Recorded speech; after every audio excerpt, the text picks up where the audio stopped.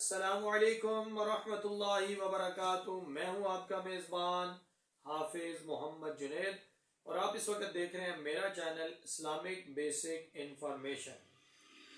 وہ ساری معلومات جو آپ کے لیے، میرے لیے، تمام مسلمانوں کے لیے انتہائی ضروری ہے، وہ تمام معلومات لے کر آپ کی خدمت میں حاضر ہوا ہوں۔ تو آپ بھی بخوبی غور و فکر سے جو ہے وہ بیانات کو سنیے گا، تاکہ انشاءاللہ آپ بھرپور فائدہ اٹھا سکیں اور اس فائدے کو شیئر کرنے کی صورت میں دوسروں تک بھی پہنچا سکیں، اور مزید بہتری کے لیے آپ کمنٹ سیکشن میں آ کے سوال و جواب کر سکیں اور ویڈیو کو لائک کرتے ہوئے میرے حوصلے کو بڑھا سکیں۔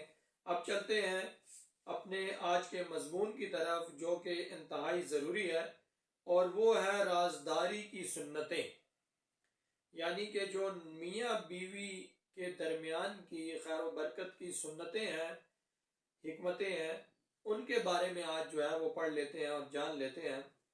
تو سب سے پہلے جو میں آپ کے لیے لے کے آ رہا ہوں سنت، وہ مسلم ابن ماجہ کی کتاب سے ہے۔ بیوی کے ساتھ مجامعت کرنا یعنی مباشرت کرنا، یعنی ہم بستری کرنا۔ کیا آپ نے کبھی دیکھا اونٹ کو کس طرح بیٹھتا ہے؟ اس کی عجیب نشست ہے۔ اور دوسری سنت یہ ہے کہ بیوی کے ساتھ کھیل مذاق کرنا، یہ ترمذی شریف میں ہے۔ تیسری سنت ہے جو کہ جماع الفوائد سے لی گئی ہے، اگر ایک بار کے بعد دوبارہ ضرورت مجامعت، مباشرت یا بستری کی ہو تو درمیان میں سب سے افضل بات تو غسل کر لینا ہے، ورنہ وضو کافی ہے۔ کم سے کم استنجا ہی کر لیا جائے تو بڑی نفاست کی بات ہے۔ یہ بھی جماع الفوائد سے بات لی گئی ہے، سنت لی گئی ہے۔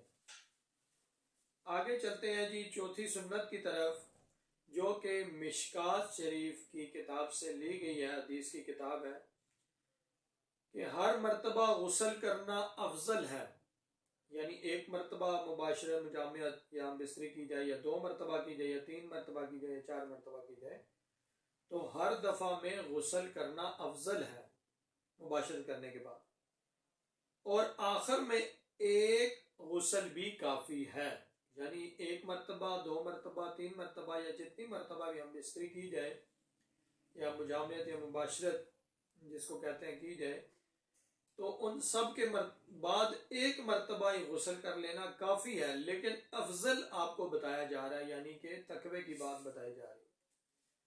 اب پانچواں کیا ہے؟ پانچویں سنت ہے کہ فراغت پر غسل کرنا تو دونوں ہی پر فرض ہو جاتا ہے، لیکن اسی وقت غسل کر کے سونا افضل ہے۔ یہ بخاری اور مسلم سے، بخاری شریف سے جو ہے وہ سنت لی گئی ہے۔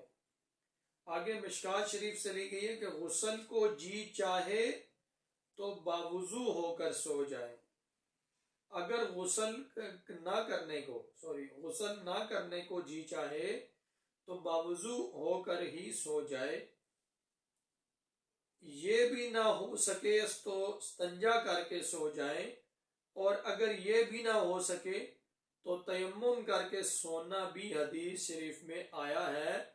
اگر بغیر پانی کے استعمال کیے یوں ہی سو رہے تو ایسا بھی حدیث سے ثابت ہے۔ الحمدللہ، اللہ تعالیٰ نے بہت آسانی فرما دی ہے، یہ بھی جماع الفوائد سے لی گئی ہے، لیکن صبح صادق ہونے سے پہلے یہ ترتیب ہے، صبح صادق ہو جانے کے بعد غسل کرنے میں دیر نہ کرنا چاہیے۔ غسل کا مسنون طریقہ وہی ہے جو پہلے ذکر کیا جا چکا ہے۔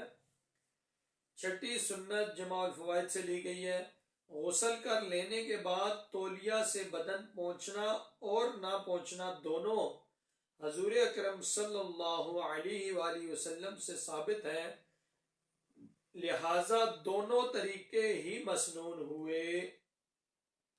تو ایسا بھی ہو سکتا ہے جماع الفوائد۔ تو آج کے لیے یہ تھا جو کہ انتہائی ضروری مسئلہ تھا، جو کہ اکثر علم نہ ہونے کی وجہ سے سستی اور کاہلی کا شکار ہوتے رہتے ہیں، اور یہاں تک سننے میں آیا ہے کہ اگر ایسے وہ میاں بیوی جن کے اوپر غسل واجب ہو، فرض ہو، اور سورج نکل آئے تو سورج نکلنے کے بعد جو ہے فرشتے ان دونوں کے اوپر لعنت بھیجتے رہتے ہیں۔ جو ثواب اکٹھا کرنے نکلے تھے وہ گناہ کما کے آگے، یہ کیسا جو ہے وہ اپنے ساتھ ظلم کیا۔ تو اس ظلم اور گناہوں سے بچنے کے لیے آپ ہماری ویڈیو ضرور واچ کریں، آخر تک دیکھیں، شروع سے آخر تک، اور لوگوں تک ضرور شیئر کریں، لوگوں تک بھی یہ پیغام پہنچائیں تاکہ ہم سب نبی پاک صلی اللہ علیہ وسلم کے طریقے پر چلنے والے اور اللہ کے حکم پر زندگی گزارنے والے بن جائیں۔ اسی کے ساتھ آپ کے میزبان آپ سے اجازت چاہتے ہیں، اس امید کے ساتھ کہ آپ اپنا بہت سا خیال رکھیں گے اور لوگوں کا بھی بہت سا خیال رکھیں گے۔ السلام علیکم ورحمۃ اللہ وبرکاتہ۔